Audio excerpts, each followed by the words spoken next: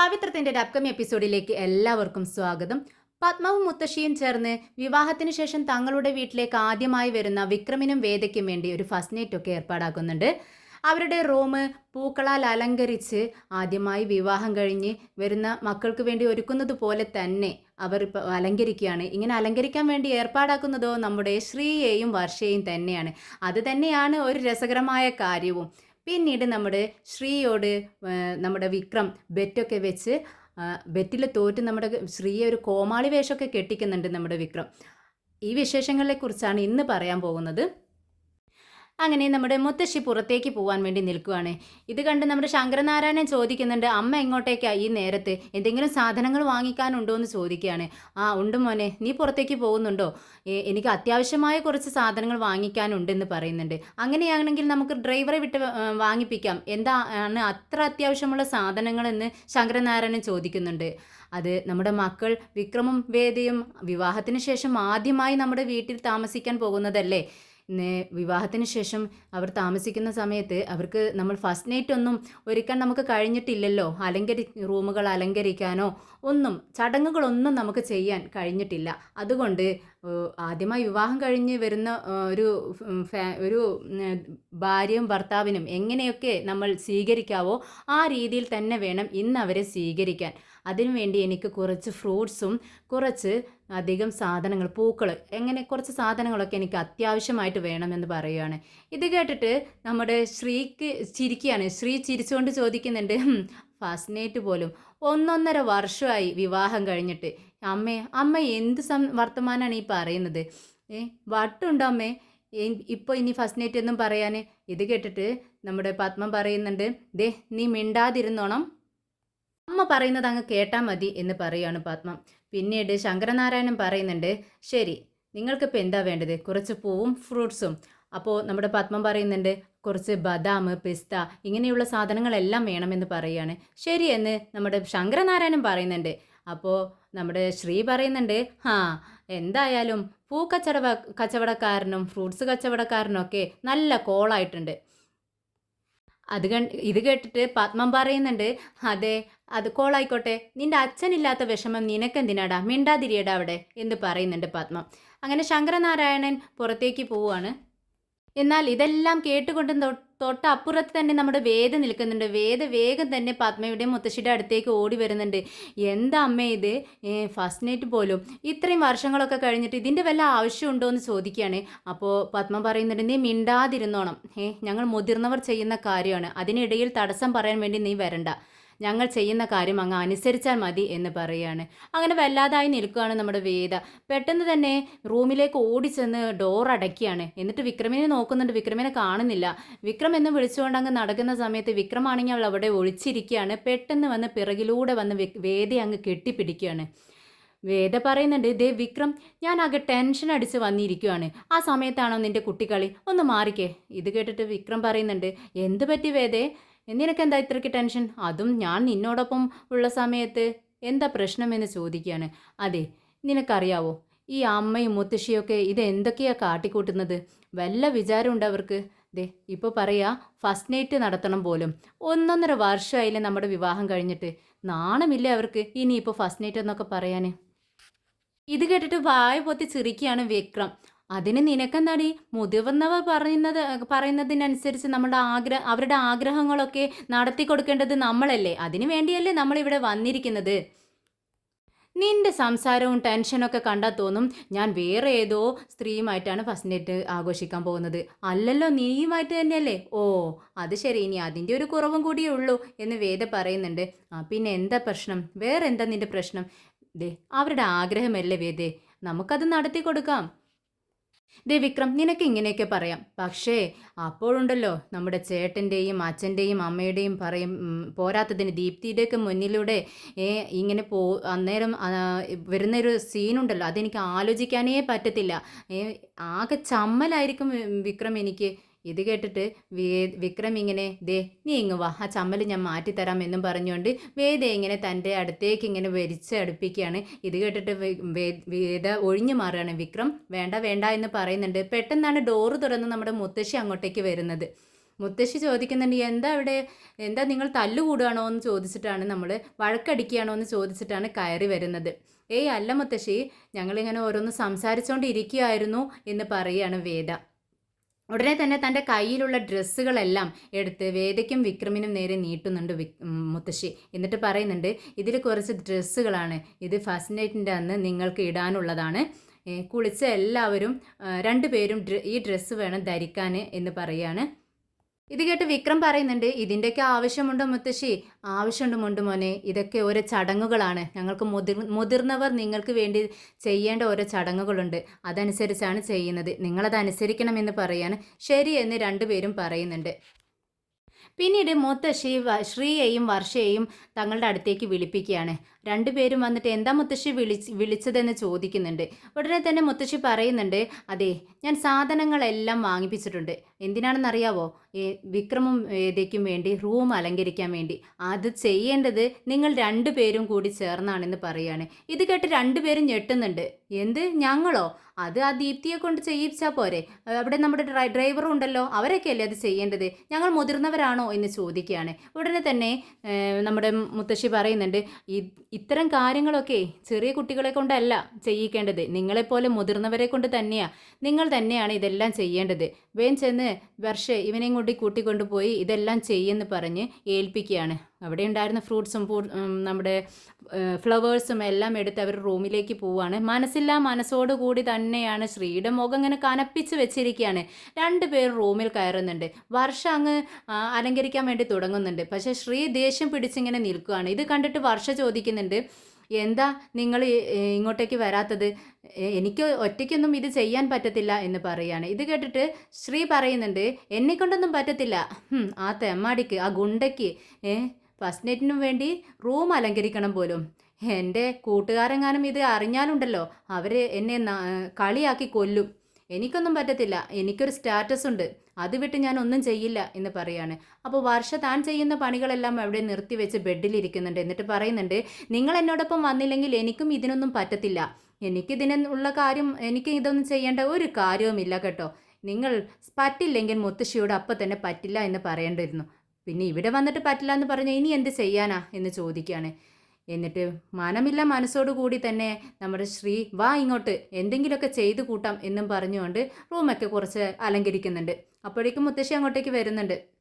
ആ ശരി ശരി, കുറച്ച് ഫ്ലവേഴ്സും കൂടി പുറത്തിരിക്കുന്നുണ്ട്, അത് ദേ ഇവിടെയൊക്കെ വെക്കണം എന്നും പറഞ്ഞുകൊണ്ട് അലങ്കരിക്കാനുള്ളതൊക്കെ മുത്തശ്ശി പറഞ്ഞു കൊടുത്ത് അങ്ങോട്ടേക്ക് പോവാണ്.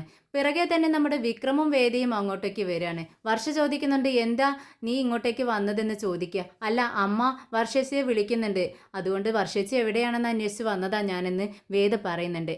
അപ്പോൾ വർഷ പറയുന്നുണ്ട്, ദേ ശ്രീയേട്ടയും ഇവിടുത്തെ കാര്യങ്ങളൊക്കെ നോക്ക്, ഞാൻ കിച്ചണിലേക്ക് ചെല്ലട്ടെ എന്ന് പറഞ്ഞുകൊണ്ട് അവരങ്ങോട്ട് വേദയും വിക്രമും വർഷയും കൂടി കിച്ചണിലേക്ക് പോവുകയാണ്. പിന്നീട് റൂമിൽ ശ്രീയും നമ്മുടെ വിക്രമും തനിച്ചാവുകയാണ്. വിക്രം ബെഡിലൊക്കെ അങ്ങ് കിടക്കുകയാണ്. അവിടെ ഇരുന്ന മുല്ലപ്പൂ എടുത്ത് തൻ്റെ വലത് കൈയിൽ ഇങ്ങനെ ചുറ്റി പിടിക്കുന്നുണ്ട്. ഇതെല്ലാം ചെയ്യുന്നത് നമ്മുടെ ശ്രീയെ ദേഷ്യം പിടിപ്പിക്കാൻ വേണ്ടി തന്നെയാണ് വിക്രം ഇതെല്ലാം ചെയ്യുന്നത്.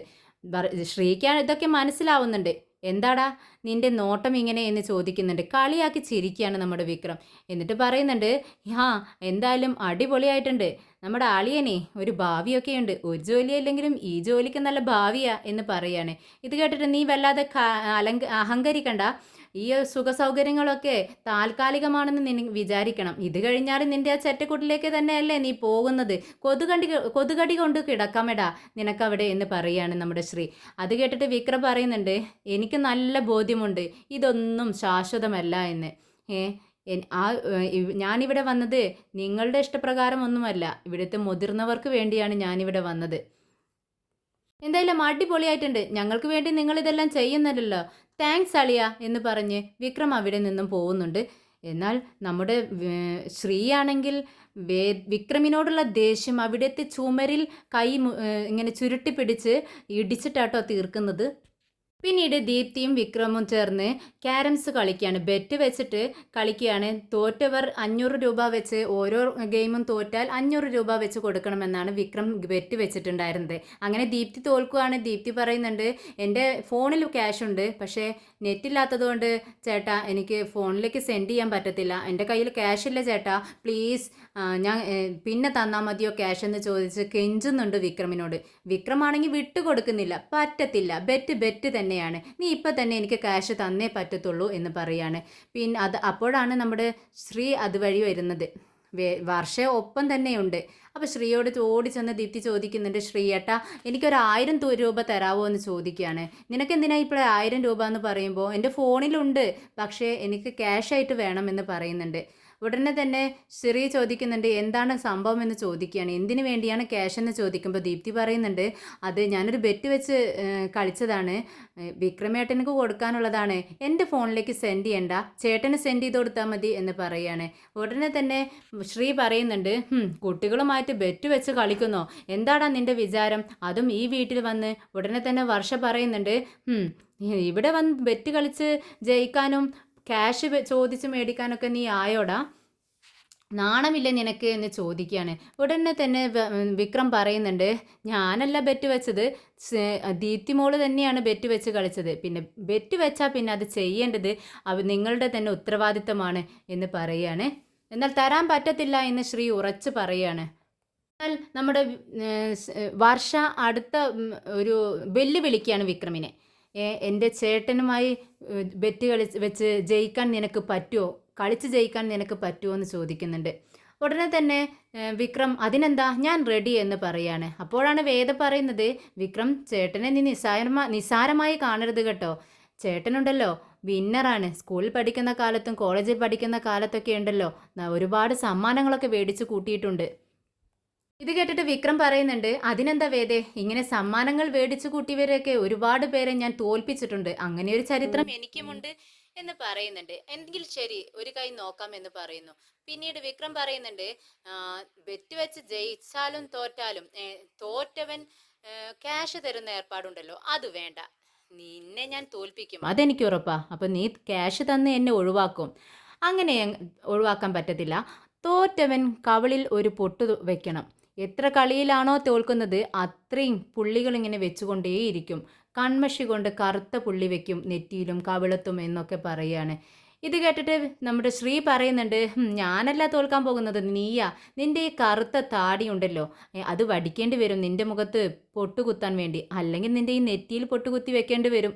ശരി, ആരുടെ മുഖത്താണ് വെക്കുകയെന്ന് നമുക്ക് നോക്കാമെന്ന് പറഞ്ഞുകൊണ്ട് രണ്ടുപേരും കളിക്കാനായി തുടങ്ങുവാണ്. അങ്ങനെ എല്ലാവരും ആകാംക്ഷയോടെ നിൽക്കുവാണ്.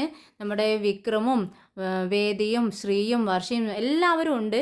പക്ഷേ കളിച്ചുകൊണ്ടിരിക്കുന്ന സമയത്ത് ശ്രീ വിചാരിക്കുന്നത് ശ്രീ തന്നെ ജയിക്കുമെന്നാണ്. പക്ഷേ ജയിക്കുന്നത് നമ്മുടെ വിക്രമാണ്. വിക്രം ജയിച്ച ഉടനെ തന്നെ നമ്മുടെ ശ്രീയുടെ കവിളിൽ പൊട്ടുകുത്താൻ ശ്രമിക്കുന്നുണ്ട്. ദീപ്തിയാണ് ഓടിച്ചെന്ന് പോയി കൺമഷിയൊക്കെ എടുത്തുകൊണ്ട് വരുന്നത്. കൈ അടിക്കാട്ടോ വിക്രം ജയിച്ചപ്പോൾ നമ്മുടെ ദീപ്തിയും വേദയും ഒക്കെ. പിന്നീട് വർഷയ്ക്കാണ് ടെൻഷൻ മുഴുവനും. പൊട്ടുകുത്തുന്ന സമയത്ത് ശ്രീ തടയുന്നുണ്ട്. വിക്രം വേണ്ട, ഞാൻ നിനക്ക് കാശ് തരാം എന്ന് പറയാണ്. വേണ്ട, നിന്റെ കാശ് എനിക്ക് വേണ്ട, ഞാൻ നിന്നോട് കളിക്കാൻ തുടങ്ങിയപ്പോഴേ പറഞ്ഞതാണ് കാശിൻ്റെ ഏർപ്പാടൊന്നും പറ്റത്തില്ല, ബെറ്റ് ഇതാണെന്ന് പറഞ്ഞതാണ്, ഈ പൊട്ട് നിന്റെ കവിളിൽ കുത്തിയേ പറ്റൂ എന്ന് പറഞ്ഞുകൊണ്ട് കവിളിൽ ഒരു പൊട്ട് കുത്തുന്നുണ്ട്. ഓരോ കളിയിലും തോറ്റു കഴിഞ്ഞാൽ ഓരോ പൊട്ട് കുത്തുമെന്നാണ് പറഞ്ഞിരിക്കുന്നത്. അപ്പോൾ ശ്രീ പറയും, നെക്സ്റ്റ് കളിയിൽ ഈ പൊട്ട് നിന്റെ കവിളിൽ വരുമടാ, നീ നോക്കിക്കോ എന്ന് പറഞ്ഞുകൊണ്ട് വാശിയിൽ വീണ്ടും ഇരുന്ന് കളിക്കുകയാണ്. അങ്ങനെ കളിച്ച് ഓരോ കളിയിലും വിക്രം ശ്രീയെ തോൽപ്പിച്ചുകൊണ്ടിരിക്കുകയാണ്.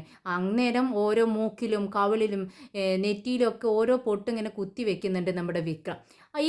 ഇതിനിടയിലാണ് നമ്മുടെ ശങ്കരനാരായണൻ അങ്ങോട്ടേക്ക് വരുന്നത്. ഒരു കോമാളിയുടെ രൂപത്തിലിരിക്കുന്ന ശ്രീയെ കണ്ട് നല്ല ദേഷ്യത്തോടെ ശങ്കരനാരായണൻ ചോദിക്കുന്നുണ്ട്, എടാ ശ്രീ, എന്താടാ നിന്റെ മുഖത്തൊക്കെ, നീ എന്താടാ ഒരു കോമാളിയെ പോലെ ഇരിക്കുന്നത്, നീ ഒരു 10 കമ്പനി നടത്തുന്ന ഒരു മുതലാളിയല്ലടാ, എന്നിട്ടാണോ ഈ വേഷത്തിൽ കുട്ടികളോടൊപ്പം കളിച്ച് ഇരിക്കുന്നത്, പോയി മുഖമൊക്കെ കഴുകി വാടാ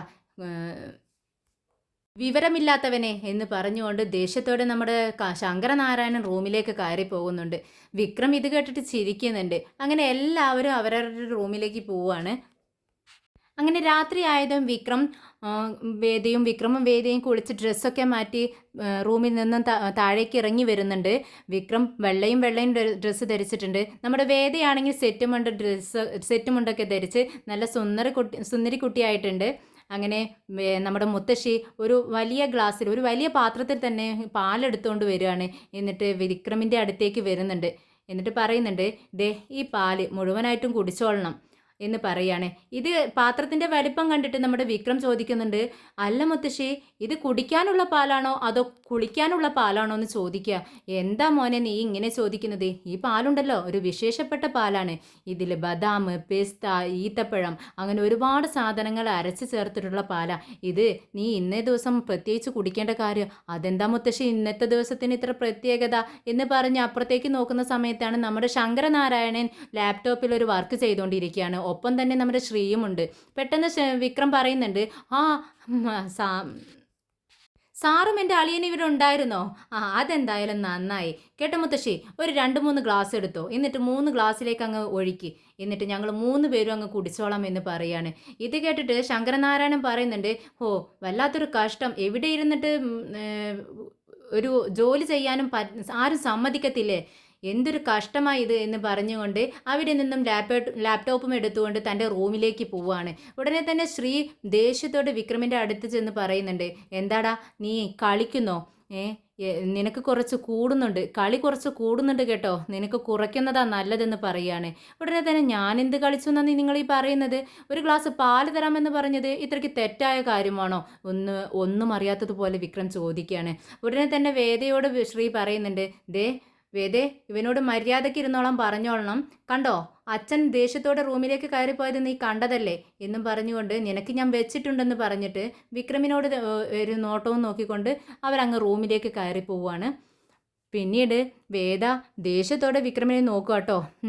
എന്താ വിക്രം ഇത്, ഒന്നും അറിയാത്തതുപോലെ. അപ്പോൾ ഉടനെ വിക്രം പറയുന്നുണ്ട്, എന്താ നീ പറയുന്നത്? ഞാൻ അതിന് എന്ത് തെറ്റാ ചെയ്തത് എന്നിങ്ങനെ ചോദിക്കുകയാണ്. ഒരു തെറ്റും ചെയ്തില്ല അല്ലേ? നിനക്ക് ഞാൻ വെച്ചിട്ടുണ്ട് എന്ന് പറയാണ്. ഓ നീയും എനിക്ക് വെച്ചിട്ടുണ്ടോ? എന്നാ ഇങ്ങ് തന്നേക്ക് എന്ന് പറയാണ്. ഓ ചെറിയ കുട്ടികളെ പോലെ